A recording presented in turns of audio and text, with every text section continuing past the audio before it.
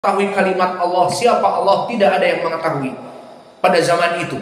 Maka dibangun hari kiamat pada zaman seburuk-buruknya manusia. Maka sudut pandang permasalahan dunia dengan agama berbeda. Agama dipandang mengikuti orang terdahulu, para sahabat bersama nabinya dan tabi'in serta itba'ut tabi'in, itulah keselamatan. Maka manhaj kita mengatakan manhaj salaf, mengikuti orang-orang terdahulu. Di dalam agama kita hanya mengikuti, dan kebaikan di saat mengikuti orang terdahulu. Seperti ucapan Ibnu Mas'ud apa yang dikatakan di dalam kitab ini, ittabi'u wa la tabtadi'u faqad kufitum.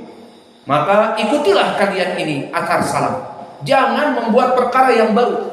Maka telah cukup bagi kalian mengikuti saja orang terdahulu, karena mereka mempunyai Al-Quran dan Sunnah, dan pemahaman mereka pemahaman yang benar. Maka kelompok Ahlul Bid'ah, mereka membuat innovation in the religion, membuat inovasi baru dalam agama dengan melihat perkembangan zaman. Wah, zaman sekarang sudah tidak pantas lagi demikian dan demikian. Oh, Al-Quran itu sudah tidak relevan dengan zaman sekarang. Hadis itu kan dulu. Kalau zaman sekarang sudah tidak zaman lagi. Itu yang diucapkan oleh orang-orang yang mengajak kepada istihsan dan mengajak kepada kebid'ahan, melarikan manusia dari sunnah, melarikan manusia dari ittiba'. Kembali kepada permasalahan. Disebutkan, apakah perkara kebid'ahan tadi yang kamu sebutkan dan ajarkan kepada manusia, lam ya'lamuha, Nabi dan para sahabatnya yang 4 tidak mengetahuinya? Qala lam ya'lamuha. Pertama, tidak mengetahuinya, maka aku mengajarkannya. Langsung diskakmat. Qala fa syai'un lam ya'lamuhu haula alimtahu anta. Maka kalau begitu, kamu mengajarkan perkara yang para sahabat dan tabi'in, itba'ut tabi'in, bahkan Nabi tidak mengetahuinya, kamu mengetahuinya. Maknanya, kamu mengetahui dari mana? Apakah kamu hidup di zaman mereka, kemudian kamu datang lagi di zaman kita? Atau kamu mengira bahwa itu adalah baik, dan ternyata itu adalah perkara yang bid'ah, dan ini yang diinginkan. Maka mereka di saat diskakmat, kalau begitu kebaikan yang menyebabkan masuk kepada surga mereka tidak tahu dan kamu tahu, maka dari mana? Karena agama ini ittiba', harus kamu mengikuti orang-orang terdahulu. Maka gambarannya kalau para sahabat dan Nabi tidak tahu kebaikan ibadah tersebut dan kamu mengetahuinya lebih baik, seperti imsak dikatakan ini kan lebih baik. Seperti zikir-zikir sebelum adzan, jika ditanya mana dalilnya, tidak usah dalil-dalilan, ini kan lebih baik. Coba Bapak baca selawat sebelum adzan, kan lebih baik daripada adzan langsung. Baca subhanallah walhamdulillah wallahu akbar, kan lebih baik daripada diam langsung buka mikrofon Allahu akbar Allahu akbar. Iya apa tidak? Lebih baik apa tidak? Di sini ucapan mereka kita katakan, perkara yang antum anggap lebih baik ini, apakah mereka para sahabat mengetahuinya ini lebih baik dan Nabi mengetahuinya? Pertama akan dikatakan tidak mengetahuinya. Kalau tidak mengetahuinya, berarti kamu lebih mengetahui dari mereka.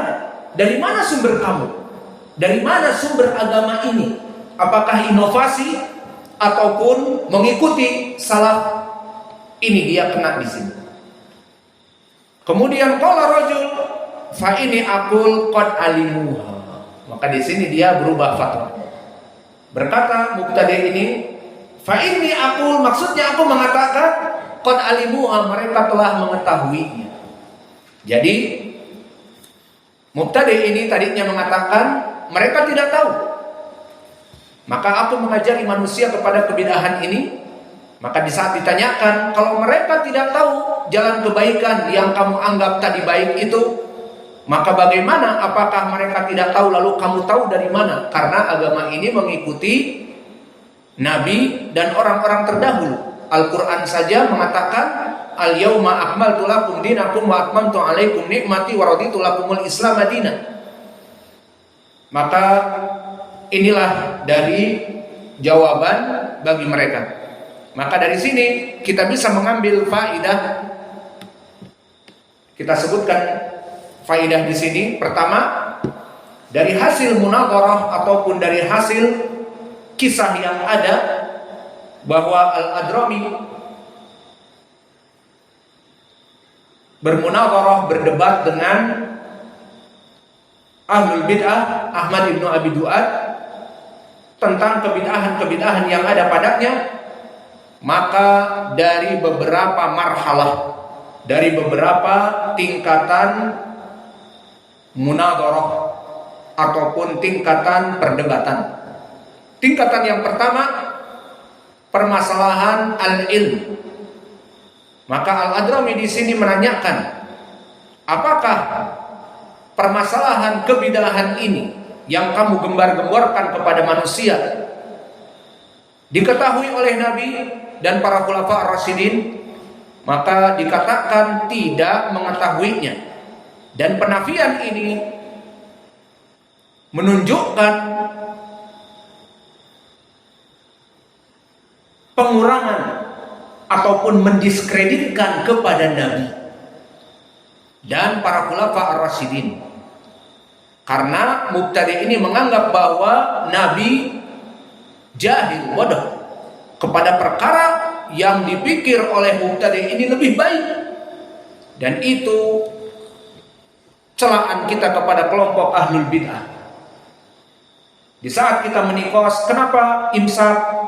Imsak itu baik, menyebabkan manusia keluar dari meja makan sebelum 10 menit, 20 menit, bisa gosok gigi, buang air, kemudian jalan ke masjid. Itu paling jawabnya. Kenapa adkar sebelum adzan engkau sebutkan padahal dulu Nabi tidak menyebutkannya? Ini kan lebih baik. Kenapa mengadakan pesta Maulid Nabi, kelahiran Nabi, padahal Nabi dulu hidup tidak melaksanakan happy birthday untuk dirinya, dan para sahabat yang 4 pun tidak melaksanakannya di zaman kepemimpinannya. Lalu kalian melaksanakan pada kesempatan di zaman yang 1443 Hijriah ini kan lebih baik memperingati kelahiran Nabi, padahal mereka tidak mengetahui kapan kelahiran Nabi. Katanya 12 Rabiul Awal, padahal tidak. Yang benar tidak seperti itu. Alhasil mereka saat ditanya yang pertama, kalau kalian mengatakan itu lebih baik dan Nabi dan para sahabatnya mengetahui atau tidak itu lebih baik di dalam agama ini, pertama mereka mengatakan tidak mengetahui. Maka marhalah yang kedua, jika mereka mengetahui, ini marhalah yang kedua. Marhalah yang pertama tadi kita tanyakan kepada mereka, apakah Nabi mengetahui kebid'ahan ini, bahwa ini adalah kebid'ahan ini terbaik di dalam agama? Itu pertama. Maka mereka akan mengatakan tidak mengetahui. Maka ini penghinaan kepada Nabi Muhammad dan para sahabat. Maka Imam Malik mengatakan di saat turun ayat Al-Quran al-yawma akmaltu lakum dinakum wa atmamtu alaikum nikmati, diriwayatkan oleh Imam Asy-Syatibi di dalam kitabnya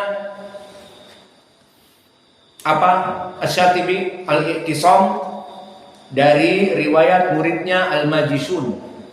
Imam Malik di saat membaca ayat ini al-yawma akmaltu lakum dinakum wa atmamtu alaikum nikmati, maka tidaklah dinamakan agama kecuali apa yang ada di zaman Nabi. Maka segala kebaikan dan keburukan yang di dalam agama ini dianggap baik, maka telah dicukupkan dengan Al-Quran yang diturunkan kepada Nabi dan telah selesai.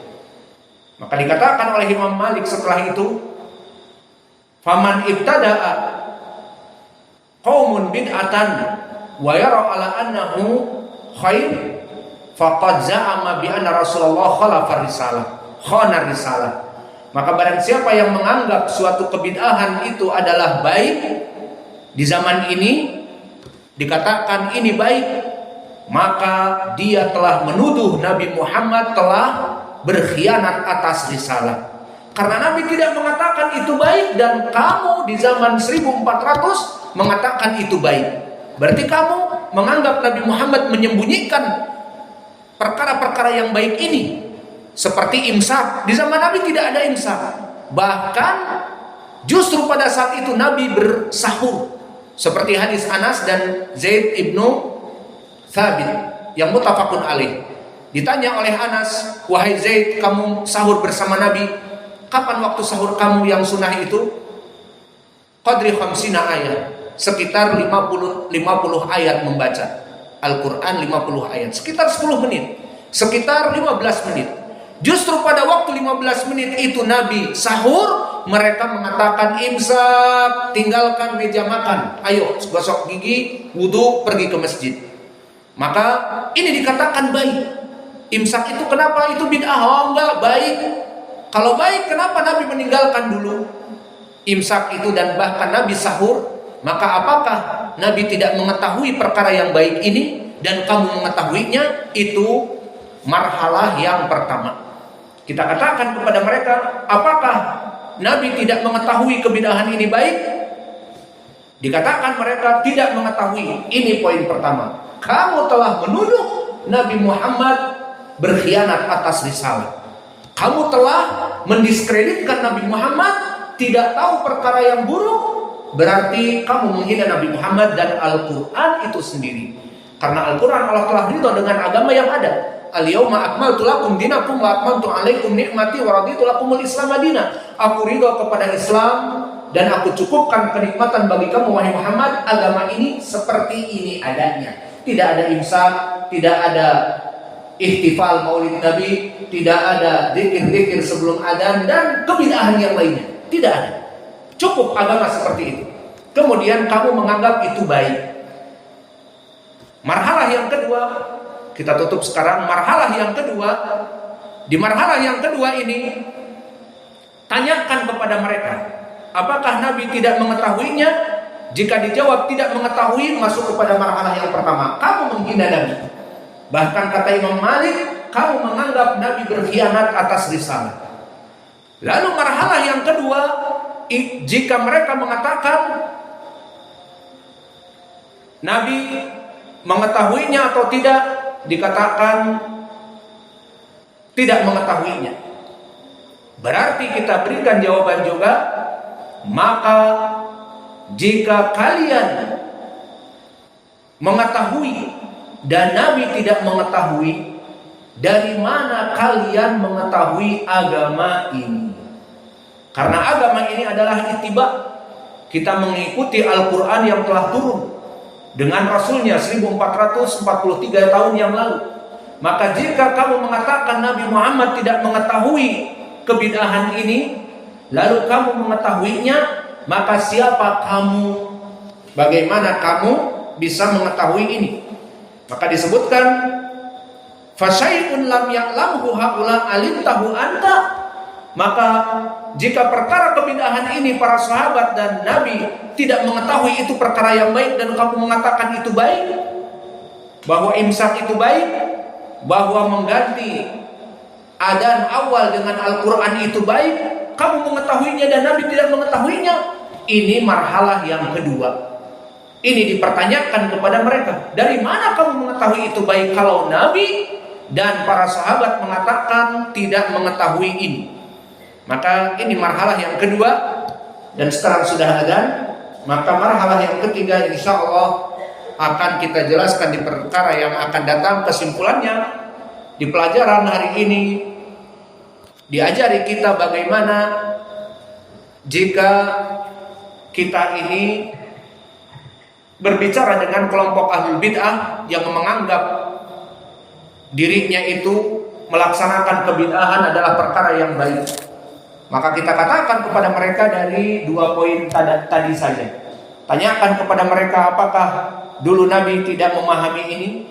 Jika dikatakan tidak dan para sahabat juga tidak, berarti kamu telah menghina Nabi dan menganggap Nabi itu berkhianat, menyembunyikan perkara yang baik, tidak diketahui oleh manusia dan kamu mengetahui.